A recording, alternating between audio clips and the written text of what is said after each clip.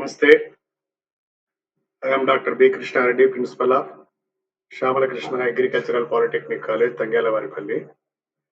Today we are continuing with the hard water, and in that, what are the different problems faced by the different fields while using the hard water we have studied. In continuation with that, now we will see the in steam generation in boilers. What type of problems one will encounter while using the hard water, we will see. If the hard water is fed to the boilers directly without pre-treatment to remove the hardness of water, if makes it may many troubles like scales and sludge formation. So when the hard water is used in steam generation, that is for industries, steam is generated to run the machines. For generating the steam, big vessels are used. They are called as boilers. Okay. While using the hard water in the boilers, naturally they will be treated to make the soft water. Suppose if this treatment is not done and the hard water is used as it is in the industrial boilers, what are the disadvantages faced? We will see one by one. Number one, scale and sludge formation. Number two, boiler corrosion. Number three, priming and foaming. Number four, caustic embrittlement. These are the various disadvantages one will face. Now let us see one by one what exactly it means. Number one, scale and sludge formation. In boilers, water evaporates continuously and the concentration of the dissolved salts increases progressively. What for the boiler use? In the boiler, water will get heated at a very high temperature to the extent that it becomes a steam. That means water will continuously be getting evaporated, which means the dissolved salts concentration will go on increasing with the boiling of the water. When their concentration reaches saturation point, they are thrown out of water in the form of precipitates onto the inner walls of the boiler. So these salts, dissolved salts, when the water becomes steam, and they start depositing into the on the walls of the boiler. If the precipitation takes place in the form of a loose and slimy precipitate suspended in the water, it is called sludge. So certain salts dissolved in the water, they precipitate and form a slimy అంటే జిగట జిగటగా ఉండేటువంటి పదార్థంగా precipitate ఎప్పుడైతే ఉంటుందో అది నీళ్ళలో కరిగి ఒక రకంగా చెప్పాలంటే బురద బురదగా తయారవుతుంది. దాన్నే స్లడ్జ్ అంటాం. అంటే ఇండస్ట్రియల్ బాయిలర్ లో హార్డ్ వాటర్ వాడినప్పుడు కంటిన్యూస్ గా వాడంగా వాటర్ ఎవాపరేట్ అయిపోతూ ఆ డిజాల్వ్ సాల్ట్స్ వాటి యొక్క నేచర్ ని బట్టి బంకగా జగటగా ఉండి వాటర్ లో సస్పెండ్ అయి ఉండి ప్రిసిపిటేట్ గా మారుతుంది. దాన్నే స్లడ్జ్ అంటాము. ఒక రకంగా చెప్పాలంటే బురద లాంటి పదార్థం ఏర్పడుతుంది బాయిలర్ అడుగులు. On the other hand, if these precipitates salts up from form a hard adhering crust or coating on the inner wall of the boiler, it is called scale. ఇలా బురదగా కాకుండా కొన్ని salts, when they get precipitated, they will get deposited on the inner walls of the boiler, forming a hard crust like thing, or it is called as scale. So hard గా boiler యొక్క లోపలి గోడలకు కానీ అతుక్కుపోయినట్లయితే దాన్ని scales అంటాము. అలా కాకుండా water లో సస్పెండ్ అయ్యి బురదలాగా ఫార్మ్ అయ్యి బాయిల్ అరగడంగా కనపడితే దాన్ని స్లడ్జ్ అంటాము. దాన్ని ఒక ఫిగర్ రూపంలో ఇక్కడ ఇచ్చారు. ఈ ఫిగర్ కూడా ఎగ్జామినేషన్ లో ఈ క్వశ్చన్ అడిగినట్లయితే ఫిగరేటివ్ గా కూడా you can explain. Now you see the first figure. This is representation for the boiler. Heat is being given, that is water, this is inside water, and a loose precipitate suspended in the water, sludge. ఇందులో గన ఈ precipitate గన నీళ్ళంతా వ్యాపించి ఉన్నట్టయితే దీన్ని sludge అంటాము. అలా కాకుండా ఇక్కడ బాయిలర్ లో చూడండి, ఇక్కడ వాటర్ హీట్ అయ్యింది, ఈ బాయిలర్ యొక్క వాల్ ఇది, ఈ వాల్ లోపల ఒక క్రస్ట్ లాగా ఫామ్ అయింది, తెల్లండి, hard adhering coating on inner wall of the boiler, this is called, okay, ఇదేమో స్లడ్జ్, ఇక్కడ ఫామ్ అయిందేమో ఈ కోటింగ్ నేమో స్కేల్స్ అని అంటాం. Okay, then sludge is a soft, loose and slimy precipitate formed within the boiler. So already we explained it is a soft, loose, slimy అంటే జిగటగా ఉండేటువంటి precipitate boiler లో ఏర్పడుతుంది. Sludge can easily be scraped off with a wire brush. It is formed at a comparatively colder portion of the boiler and collects in areas of the system where the flow rate is slow or at bends. ఈ sledge అనేది ఏంటంటే, దీన్ని కొంతవరకు చెప్పాలంటే ఈజీగా తీయచ్చు. ఈ wire brush కనుక తీసుకొని గీకినట్టయితే ఇది ఆల్రెడీ మెత్తగా స్లైమీగా ఉంటుంది కాబట్టి ఈజీగా ఊడి వస్తుంది. ఇది జనరల్ గా ఈ వాటర్ ఫ్లో అవుతుంటుంది, ఇక్కడ బాయిలర్ లోపలికి, బాయిలర్ లోపల నుండి బయటికి స్టీమ్ లాగా. ఆ ఫ్లో స్లోగా ఎక్కడైతే ఉంటుందో ఆ ప్రాంతంలో ఇది ఎక్కువగా పేరుకుంటుంది. Sludges are formed by substances which have greater solubility in water than in the cold water. So hot water లో సాల్యుబిలిటీ ఎక్కువగా ఉండేటువంటి సాల్ట్స్ ఉన్న హార్డ్ వాటర్ లో ఇది ఫామ్ అవుతుంది. అంటే suppose magnesium carbonate, magnesium sulphate, magnesium chloride or calcium chloride, ఇలాంటి salts ఏవైతే ఈ హార్డ్ వాటర్ లో డిజాల్వ్ అయి ఉన్నాయో అప్పుడు ఈ స్లెడ్జ్ అనేది ఆ బాయిలర్ లో ఫామ్ అవుతుంది. ఇక డిసడ్వాంటేజెస్ ఆఫ్ స్లెడ్జ్ ఫార్మేషన్. అయితే ఈ స్లెడ్జ్ ఫామ్ అయితే మనకు వచ్చే నష్టాలు ఏంటి? Sludges are poor conductors of heat, so they may waste a portion of the heat generated. So ఈ బాయిలర్స్ అనేటివి ఎందుకు వాడుకుంటున్నాము? ఎఫిషియెంట్ గా వాటర్ ని హీట్ చేసి ఆ వాటర్ ని వేపర్ గా మార్చి, అంటే స్టీమ్ గా మార్చి, ఆ స్టీమ్ ను ఇండస్ట్రీస్ లో మెషినరీ రన్ చేయడానికి వాడతాం.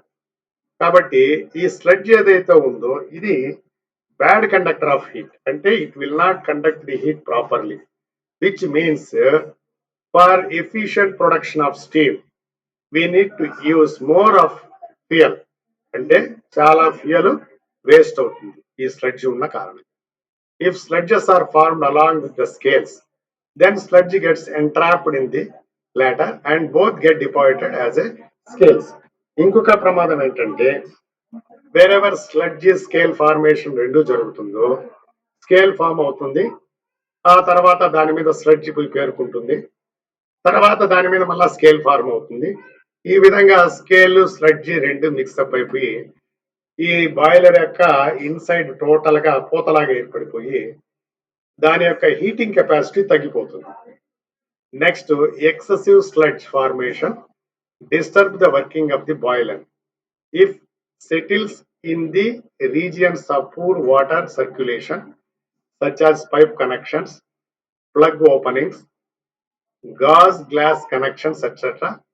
they cause the choking of the pipes. ఇంకోటి ఏంటంటే, ది వాటర్ ఇన్పుట్ చేయడానికి కానీ లేదా స్టీమ్ ను అవుట్పుట్ చేయడానికి కానీ వేరియస్ పైపింగ్ సిస్టమ్స్ అనేటివి ఈ బాయిలర్స్ లో వాడడం జరుగుతుంది. ఇలాంటి ఈ పైప్స్ లో ఈ స్లడ్జ్ బాగా పేరుకుపోయి అప్పుడు చోకింగ్ అంటే ఫ్లో లేకుండా ఆగిపోతుంది, అంటే అది బాగా మూసుకుపోతాయి, ఈ పైపులు అనేటివి మూసుకుపోయి ఫ్లో ఆఫ్ స్టీమ్ కానీ ఫ్లో ఆఫ్ వాటర్ కానీ ఆ సర్క్యులేషన్ ఆఫ్ వాటర్ కానీ కూడా అడ్వర్స్ గా అఫెక్ట్ అవుతుంది. Next, prevention of sludge formation. మరి what are the preventive steps to overcome the sludge formation అనుకుంటే, using well soft water. So boilers లో సాఫన్ చేసినటువంటి, అంటే హార్డ్ వాటర్ ట్రీట్ చేసి సాఫ్ట్ వాటర్ గా కన్వర్ట్ చేసినటువంటి వాటర్ మాత్రమే వాడము. Number 2, frequent blow down operation, that is removes a portion of the concentrated water from the boiler. ఇంకొక operation అంటే బ్లో డౌన్ ఆపరేషన్ అంటాము. ఇక్కడ బాగా గాలిని పంపించి ఆ పేరుకుపోయినటువంటి దాన్ని రిమూవ్ చేయడం. Number B scales. ఇప్పుడు మనం స్ట్రక్చర్ గురించి చదివాం. Let us study in detail about the scales. Scales are hard deposits which stick very firmly to the inner surface of the boiler. So boiler యొక్క లోపల గోడకు బాగా గట్టిగా అతుక్కుపోయినటువంటి ఈ మెటీరియల్ నే మనము స్కేల్స్ అంటాము. Scales are difficult to remove even with the help of hammer and chisel. ఇంతకు ముందేమో మనం ఏమనుకున్నాము, స్లెడ్జ్ ని రిమూవ్ చేయడం అనేది తేలిక, అది ఒక ప్రిసిపిటేట్ రూపంలో ఉంటుంది, లూజ్ గా ఉంటుంది, ఈ ఐరన్ బ్రష్ ను వాడి క్లీన్ చేయొచ్చు అనుకున్నాం. కానీ ఈ స్కేల్స్ అనేటివి ఎంత గట్టిగా ఉంటాయంటే సుత్తి సిజిల్ తీసుకొని కొట్టినప్పటికీ ఊడి రావు. Scales are main source of boiler troubles. So compared to sludge, ఈ స్కేల్ ఫార్మేషన్ అనేది more dangerous in the boilers. Formation of scales may be due to decomposition of calcium bicarbonate in low pressure boilers. So ఈ scales ఎట్లాగా form అవుతాయంటే low pressure boilers లో అయితే calcium bicarbonate అనేది decompose అయిన కారణంగా ఏర్పడతాయి. దీన్నే మనం కెమికల్ రియాక్షన్ రూపంలో తెలియజేయాలంటే CaHCO3 twice.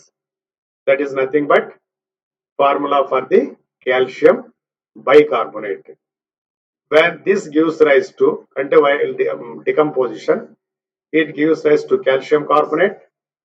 That is nothing but a scale. This is the material in which scales are containing. So this get deposited on the walls of the boiler, and water H2O and CO2 will form. Water will remain in the boiler, whereas the carbon dioxide will escape into the atmosphere. This is the reaction of scale formation.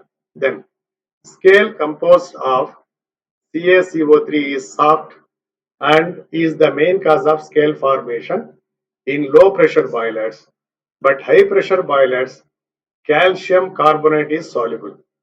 So let us come to the high pressure boilers, where if the hard water contains calcium carbonate plus water gives rise to calcium hydroxide, CaOH twice, plus carbon dioxide. Okay, so now we'll see deposition of calcium sulfate. The solubility of calcium sulfate decreases with increase in the temperature and is almost completely insoluble in superheated water. So calcium sulfate scale is quite adherent and difficult to remove even with the help of hammer and chisel. So this type of scales, calcium sulfate containing scales are also very hard to remove, and by using a hammer also it cannot be removed. So in high pressure boilers, calcium sulfate gets precipitated as hard scale on the heated portion of the boiler. Why? In the high pressure boilers, this calcium sulfate scales are very predominant and they are very hard to remove. Next comes the hydrolysis of magnesium salts. Dissolved magnesium salts undergo hydrolysis at the high temperature prevailing in the boiler, precipitating as the magnesium hydroxide, which forms as a soft type of scales. So magnesium chloride, when reacts with the water, gives rise to magnesium hydroxide, which is a soft type of material that get precipitated and attached to the boiler lower walls. And sodium HCl, hydrochloric acid, will form. Then presence of silica. If silica is present in water, even in small quantities, it get deposited as a calcium silicate and magnesium silicate. Then these deposits stick very firmly on the inner side of the boiler surface and very difficult to remove. One important source of silica in water is the sand filters. Whenever sand filters are used in the inputting the water into the boilers, then this silica is coming from these sand filters that will react and form into a this precipitate and get attached to the lower walls of the boiler. Then disadvantages of the scale formation. As we already studied the disadvantages of sludges, now let us see what are the disadvantages of scale formation in the boilers. Number one, wastage of the fuel. Excess heating is required to provide a steady supply of heat to water because scale restrict the transfer of the heat to water due to low thermal conductivity. Greater the thickness of the scale, greater is the fuel wastage. It is as simple as this. Even in our domestic household uses also, whenever we use the certain type of vessels for boiling the water, if this type of vessel is continuously is used for over a time period of time, the lower portion will get deposited with very thick scales, and then subsequently, if the same vessel is used for heating the water, the time taken for heating the water will be very increases. Why? These scales are very poor conductors of heat. To heat the water, more fuel will need to be used because it requires more time to heat the water. Likewise, in the industries also, whenever scale formation is there in the boilers, there will be a lot of fuel wastage because it requires more time to get the given quantity of heat to generate. Okay, then lowering the boiler safety. Overheating of the boiler makes the boiler material soft and weaker because which causes distortion of the boiler and makes it unsafe to bear the steam pressure. What happens if the boiler is without any scales? By increasing the temperature, entire heat will get transmitted to the water and water becomes easily steam and it will be safe. But once there is lot of deposition of scales in the boiler, the heat requirement to get the steam will be very high because it requires to generate more heat or heat the boiler for more time with the high temperatures. The material will get weak, the boiler material will become weak, and when they are put under pressure, there is a very chance for the boiler to break. So there is a danger. So boiler safety is less. Decrease in efficiency.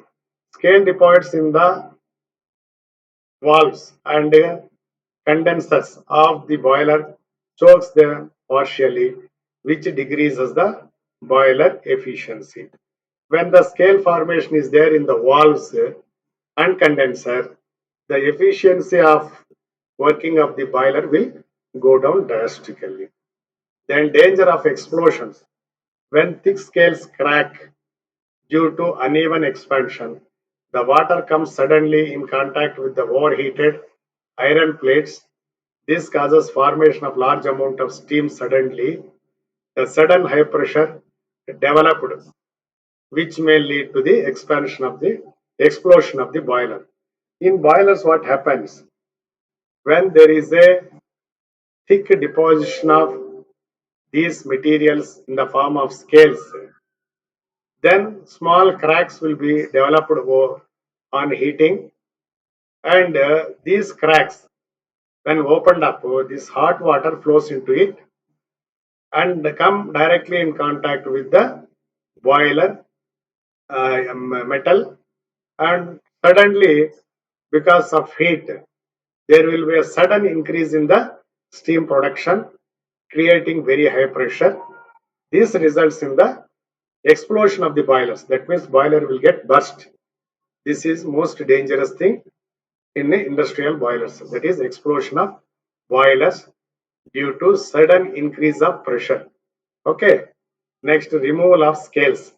How these scales formed will be removed. Loosely adhered scales can be removed by using the scraper or a piece of wood or a wire brush. If the scale formation is little loose, as we already discussed, it can be removed by using the wire brush or wood or even by using the scrapers. Brittle scale. can be removed by giving them thermal shocks, that is heating the boiler and then suddenly cooling with a cold water. So thermal shocks means boilers, they will be heated without water for a high temperature, then it will be subjected to the cold water. Because of sudden expansion and contraction, the scales will become brittle and they will come out very easily. This is called thermal shocks. Then number three, adherent to hard scales can be removed, can be dissolved by adding chemicals. Some hardly adhered, very strongly adhered scales can be removed by using certain type of chemicals. For example, if calcium carbonate scales are there, by adding 5 to 10% hydrochloric acid and calcium sulfate and by EDTA. EDTA means ethylene diamine tetraacetic acid. These chemicals can be used to remove the scales from the boilers. Frequent blowdown operation to remove the loosely adhered scales. And in the boilers, if you frequently do blowdown operations while these scales are loosely held, then it will be more efficient to remove the scales. Then prevention of scale formation. So instead of allowing the scales to form in the boiler, then struggling to remove them, instead it is better to go for preventive measures.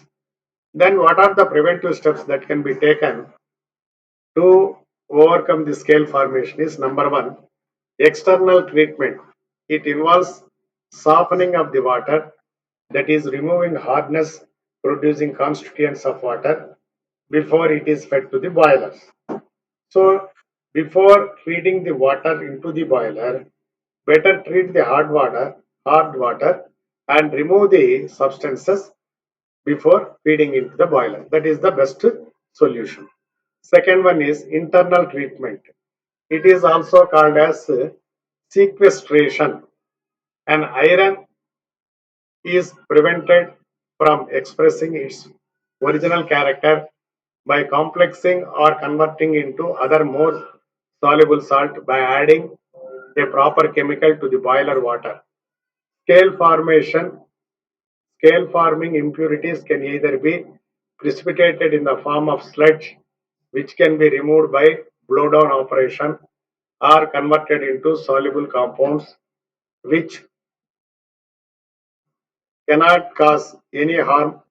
Internal treatment methods are generally followed by blowdown operations to remove the accumulated sludge. Important internal conditions, what treatment methods are as under. Here in the internal method, what happens? Though the water fed into the boiler is containing minerals or the salts of causing hardness, certain chemicals will be used inside the boiler so that the hardness containing salts will get precipitated into a soft sludge which can be readily removed by using the blowdown method. Colloidal condition by adding organic substances like kerosene, tannin, and agar-agar. And various types of the chemical or substances used in this type of internal treatments are one, colloidal conditioning attack. What is a colloidal conditioning? Whatever hardness causing substances that are present in the water will be made into colloidal substances and then afterwards they can be removed easily. So by adding organic substances like kerosene, tannin and agar, this can be achieved. Number two, carbonate conditioning by adding sodium carbonate. So carbonatic condition, the hard water will be subjected to the sodium carbonate, then it is known as carbonate conditioning. Next, Calgon conditioning. In this adding of Calgon, Calgon is nothing but sodium hexametaphosphate. Na6O18 P6. So if this colgan is added, the hardness causing substances will get precipitated, which can be blow down, which can be removed through blow down operation easily. Then fourth one is treatment with sodium aluminate NaAlO2. Number 5, phosphate conditioning by adding sodium phosphate, that is Na3PO4. Number 6, electrical conditioning, that is passing the electricity. Then number 7, radioactive conditioning using radioactive material. By using this many types of methods or chemicals or substances, if the water used in the boilers is made into or converted into soft precipitates, which can be removed easily by blow down operation, then it is called internal treatment. Then the next important thing is boiler corrosion. This is one of the disadvantages of using the hard water in industrial usages. What is a boiler corrosion? Boiler corrosion is a decay of boiler material by a chemical or electrochemical attached by the environment. So main reason for the boiler corrosion are dissolved oxygen. Boiler corrosion means the boilers will get అంటే boiler తినేసింది అంటాం. Boiler లోపల material corrosion అంటే తినేసినట్లుగా అయిపోతుంది, అంటే కొరికేసినట్లుగా అక్కడక్కడ అది spoil అయిపోతుంది. దాన్నే బాయిలర్ కరోషన్ అంటాము. It is nothing but a decay of boiler material. The material by which the boiler is made will get decay, and by this is because of the chemical or electrochemical reactions.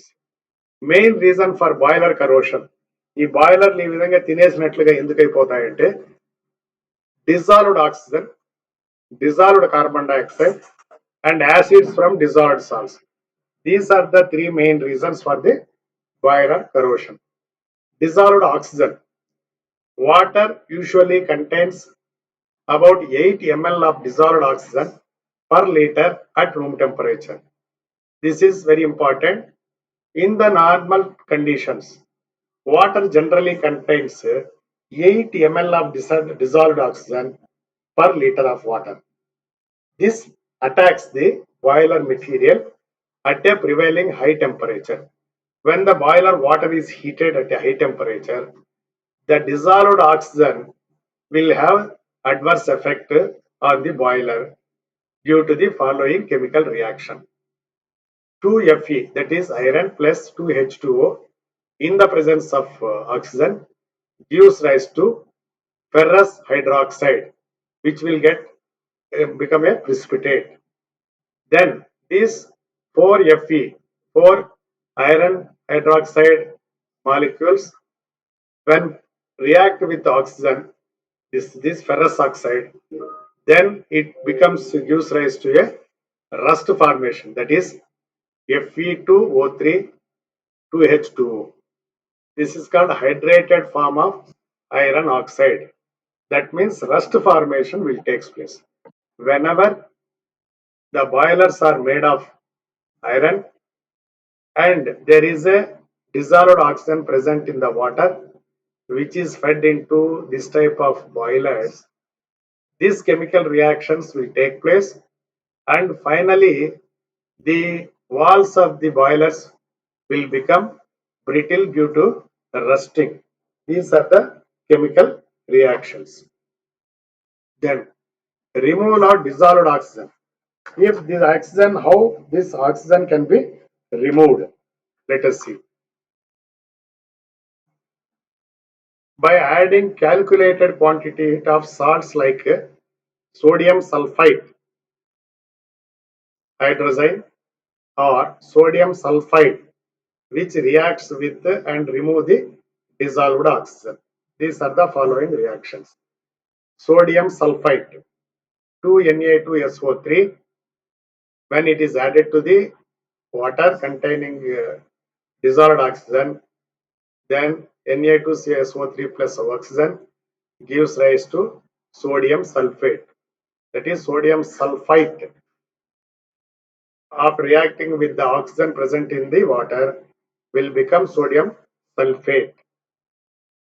Na2H4 plus O2, hydrogen plus oxygen gives rise to nitrogen plus 2 molecules of water. Likewise, when sodium sulfide reacts with water, you will get sodium sulfate. So of this, use of hydrogen is ideal method as it removes dissolved oxygen without increasing the concentration of the dissolved salts. In the previous two substances, that is sodium sulfite and sodium sulfide, the concentration of the ions will increase in the water. Whereas if you use the hydrogen, this problem will not be there. Therefore, use of hydrogen is ideal method as it removes the dissolved oxygen without increasing the concentration of the dissolved salts. Okay. Then number 2, by mechanical deaeration.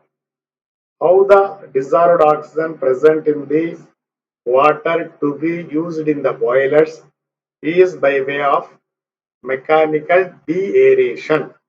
What it is, let us see.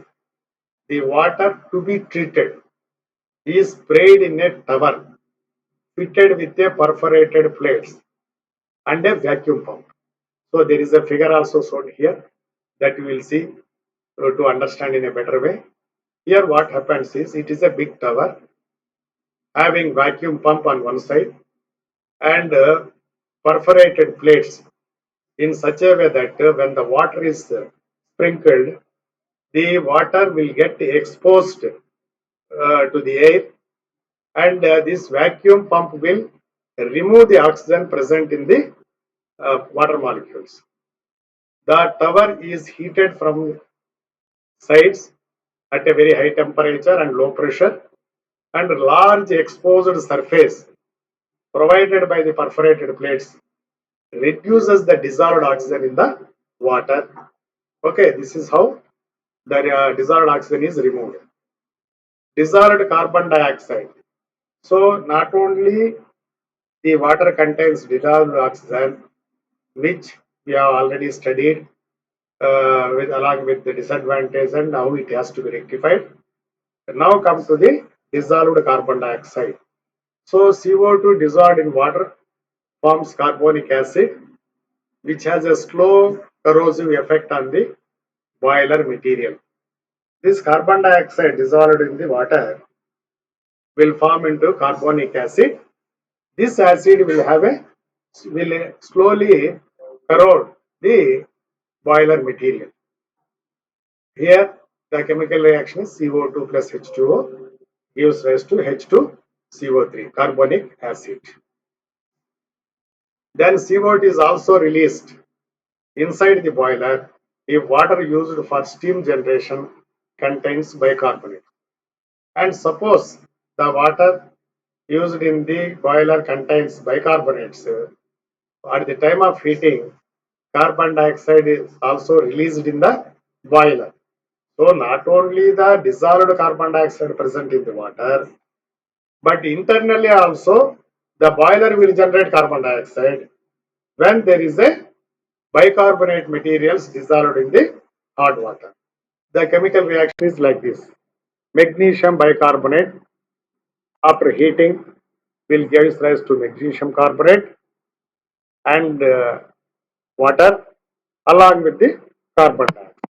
This carbon dioxide, after reacting with the water as shown in the above equation, will form into carbonic acid H2CO4, CO3, which in turn will eat into or corrode the boiler material. Okay, this is the mechanical method of deaeration or removing the oxygen from the air.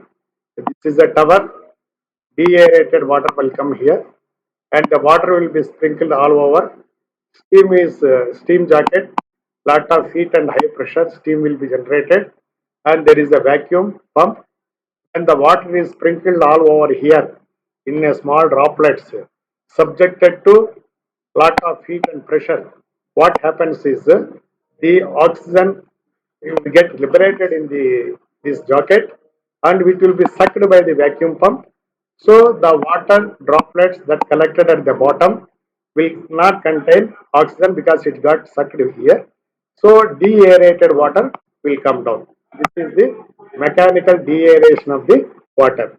And the students are expected to draw this diagram while explaining the deaerated water.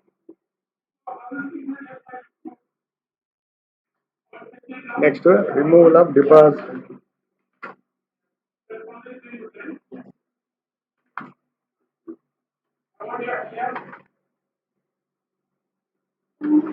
Okay.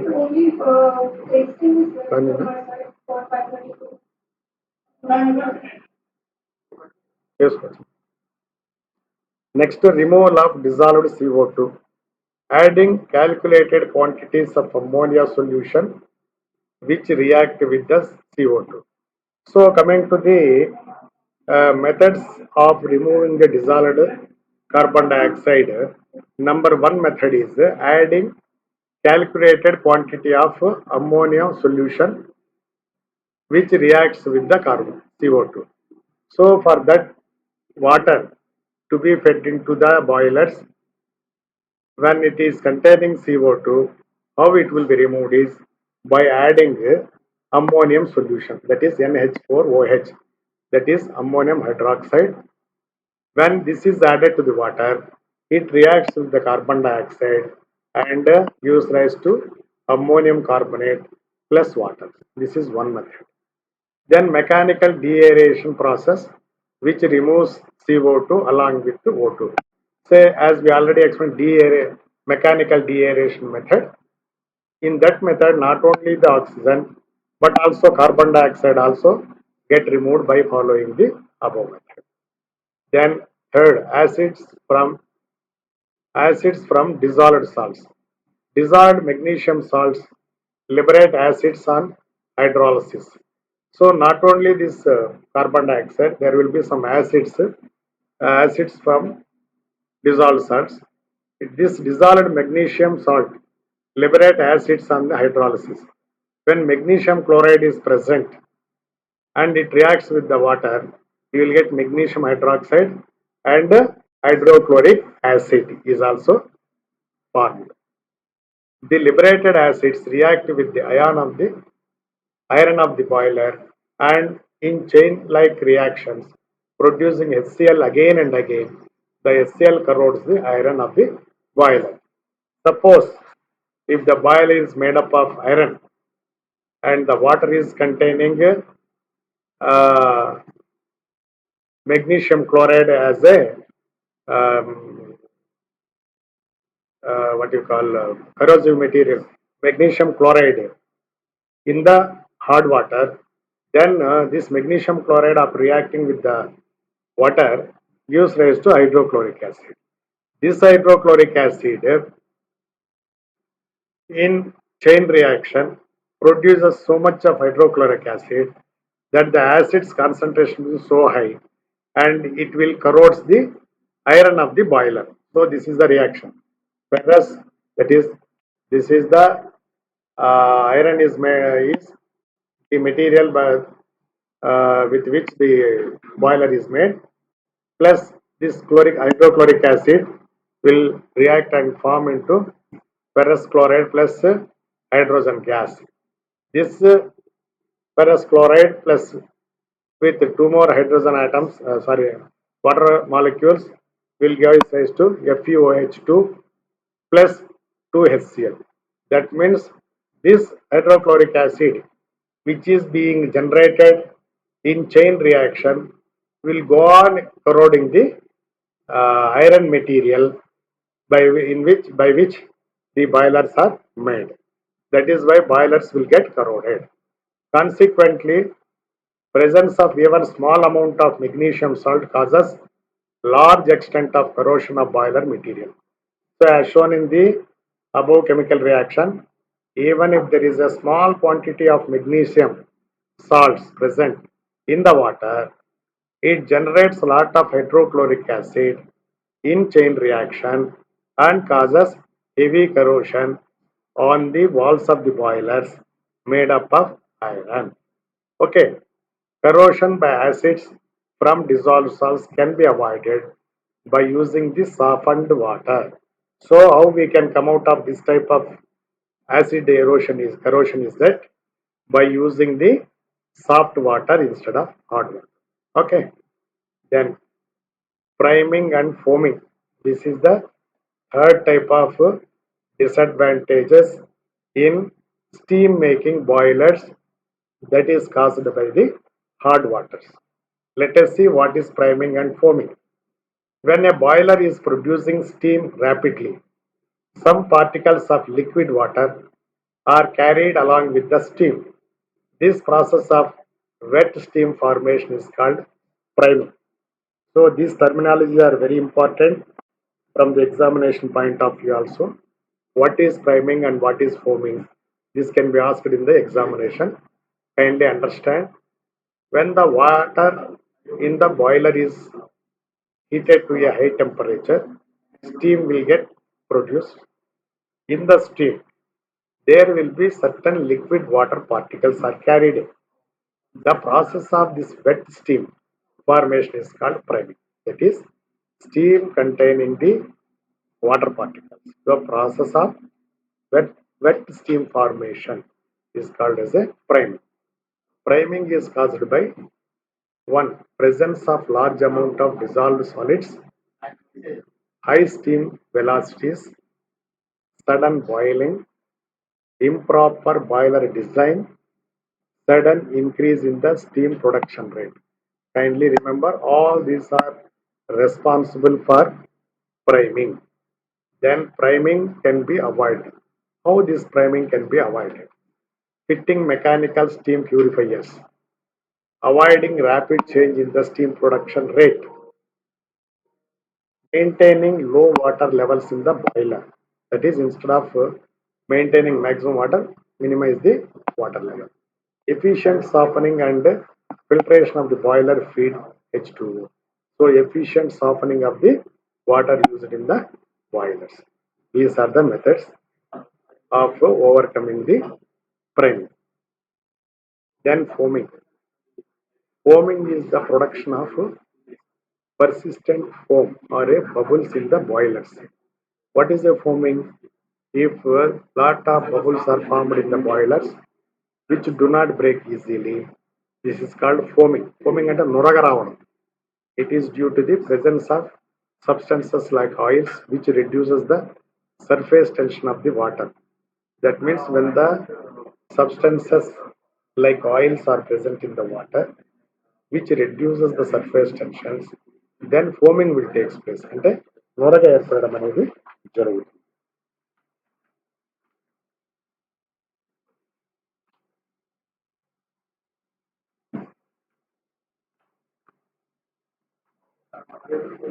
So foaming can be avoided. How this foaming can be avoided? Adding anti-foaming chemicals like castor oil. If you add anti-foaming substance like castor oil, then foaming will not take place. Removing oil from boiler water by adding compounds like sodium aluminate. When there are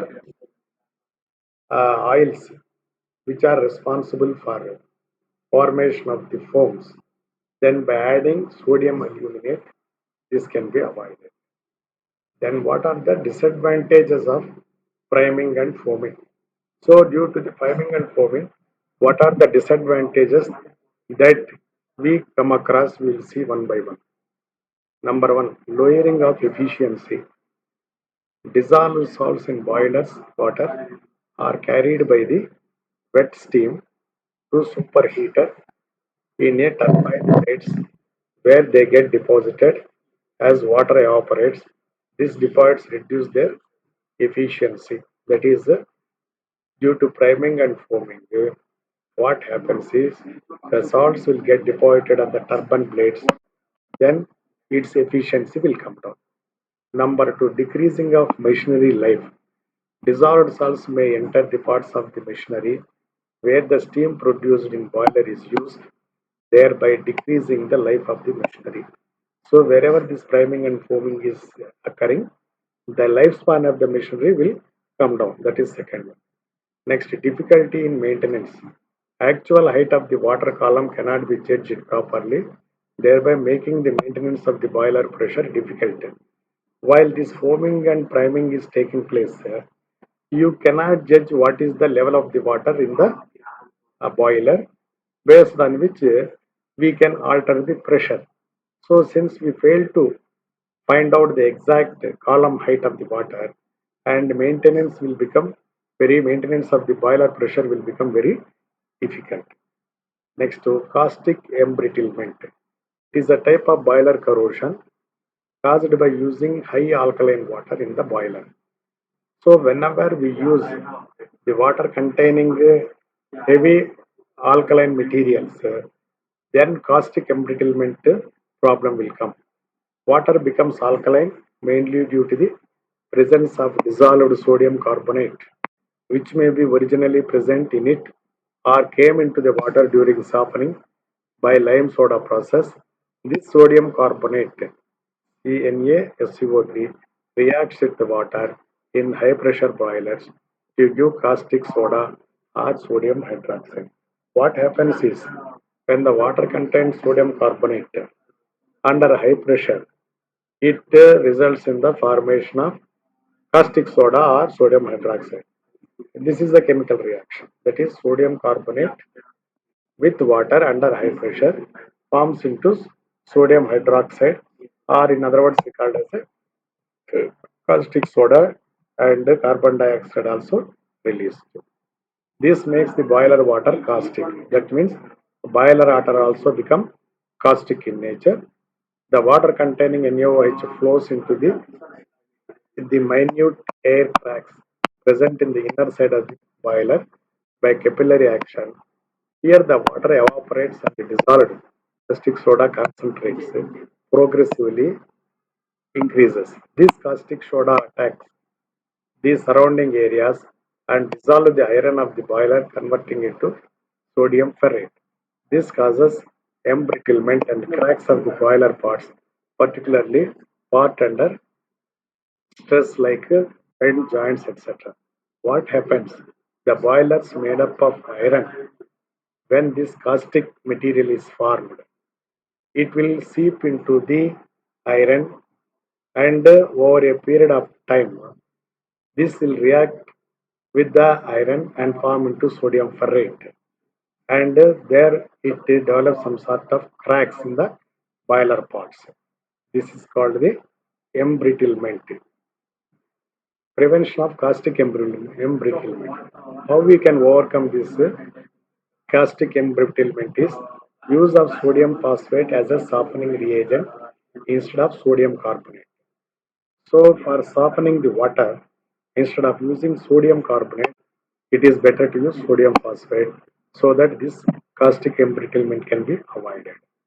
Adding sodium sulfate, tannins, lignins to boiler water, which blocks the hair cracks, thereby preventing infiltration of sodium hydroxide into the cracks.